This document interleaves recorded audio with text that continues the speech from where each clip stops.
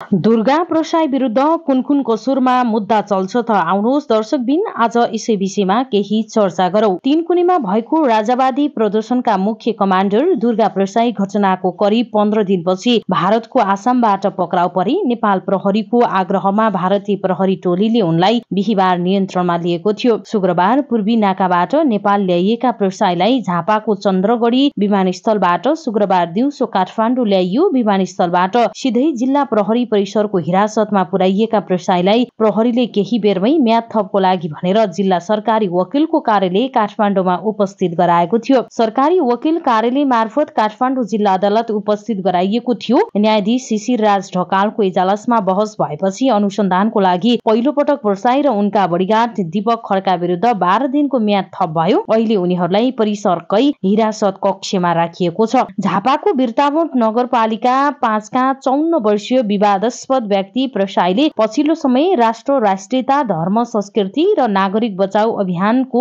नेतृत्व गर्दै आएका थिए। उनैको अभियानलाई जिल्ला प्रशासन कार्यालय काठमाडौँले 15 चैतमा तीनकुनेमा सभा गर्नको लागि अनुमति दिएको थियो। राजा फर्काउने दावी गर्दै 15 चैतमा प्रसाईको नेतृत्वमा तीनकुनेमा प्रदर्शन भयो, तर उक्त प्रदर्शन हिंसात्मक बन्यो। व्यक्तिको घर जलाइए, पसल माट तोडफोड भए, सवारी साधन जलाइए। प्रदर्शनमा प्रहरीको गोली लागेर किर्तिपुरका सबिन महर्जन र प्रदर्शनकारीले घरमा लगाएको आगोमा जलेर पत्रकार सुरेश रजकको ज्यान गयो। प्रदर्शन हिंसात्मक बनेपछि प्रसाई भने गाडी चढेर भागेका थिए। त्यसै दिन प्रहरीले राप्रपाका वरिष्ठ उपाध्यक्ष रविन्द्र मिश्र, महासचिव तथा सांसद धवल शमशेर राणालाई पक्राउ गरेको थियो। प्रसाई भने लामो समय फरार हुन गए। अन्ततः अहिले उनी प्रहरी हिरासतमा पुगेका छन्। प्रसाई विरुद्ध शुक्रबार राज्य द्रोह विरुद्धको कसुर र संगठित अपराधको कसुरमा अदालतबाट म्याद थप भएको छ। मुलुकी अपराध संहिता ऐन 2074 को परिच्छेद 1 मा राज्य विरुद्धको कसुर सम्बन्धी व्यवस्था रहेको छ।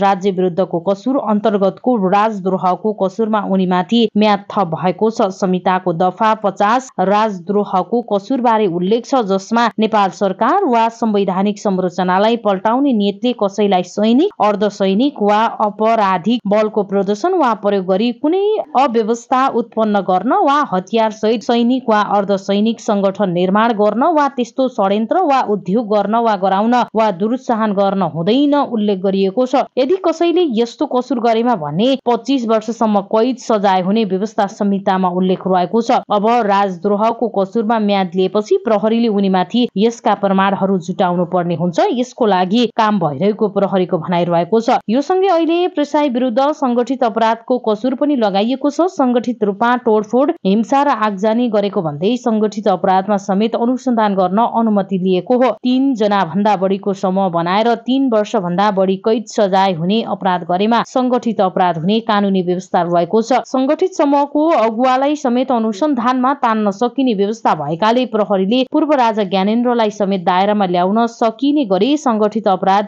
निवारण ऐन 2070 को अनुसन्धान पनि अघि बढाएको हो। प्रसाई पक्राउ परेसँगै उनीमाथि अनुसन्धान गर्दा पूर्व राजासम्म पुग्न सकिने आकलन पनि गरिएको छ। यो संगठित अपराधको मूल जरो पूर्व राजासम्म पुगेको अवस्थामा उनी पनि कानूनी दायरामा आउनेछन्। यता गृहमन्त्री रमेश लेखकले समेत पूर्व राजालाई संकेत गर्दै अभिव्यक्ति दिएका छन्। दुर्गा प्रसाई पक्राउ परेका छन्। अब को आउँछन् थप खुल्दै जान्छ, उनले प्रतिनिधि सभा अन्तर्गतको कानून, न्याय तथा संसदीय मामिला समितिमा भनेका छन्। संगठित अपराधको आरोप स्थापित भएमा अरू मुद्दामा हुने सजायको आधा सजाय थपेर कैद गर्न सकिने व्यवस्था रहेको छ। तर संगठित अपराधको आरोप अघि बढाउँदा प्रहरीले आरोपितहरूमाथि अपराध गर्ने नियतले नै संगठित समूह बनाएको प्रमाण पेश गर्नुपर्ने हुन्छ। यसबाहेक प्रसाई विरुद्ध कुन कसुरमा अनुसन्धान हुन्छ र मुद्दा चल्छ भन्ने आम जिज्ञासा रहेको छ। यता प्रहरीले भने अहिले नै मुद्दाका विषयहरू किटान गरिसकेको छैन। जिल्ला प्रहरी परिसर काठमाडौँका एसपी तथा प्रवक्ता अपिल राज बोहरा भन्छन्, म्याद थप भएको छ, अब अनुसन्धान हुँदैछ। जाँदा कुन कसुर खुल्छ सोही अनुसार मुद्दाको प्रक्रिया अघि बढ्छ। प्रहरीले औपचारिक रूपमा यो विषयमा मुख नखोले पनि प्रसाई विरुद्ध